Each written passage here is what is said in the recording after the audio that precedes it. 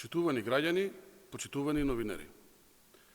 Пандемијата со коронавирусот покажа дека инвестициите во јавното здравство се инвестиции во здравјето и иднината на нашата држава.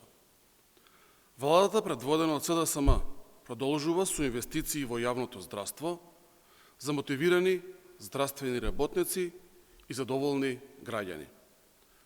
Платите на сите вработени во здравството се зголемуваат за 5%, почнувајќи веќе од овој месец. За оваа намена обезбедени се 600 милиони денари во буџетот за 2022 година. За 4 години основната плата на лекарите специјалисти ја зголемивме за 40%, на медицинските сестри помеѓу 20 и 23%, на општите лекари за 25%, додека на здравствените соработници за 15%. Го коригиравме коефициентот за дежурства, а на младите специјализанти им овозможивме здравствено осигурување, платени дежурства и месечен надомест во висина на основната плата на општ лекар.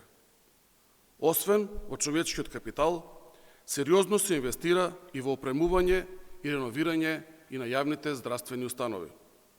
За прв пат, Охридскиот регион добива апарат за магнетна резонанца, кој е поставен во специјалната болница за ортопедија и травматологија Свети Еразмо во Охрид.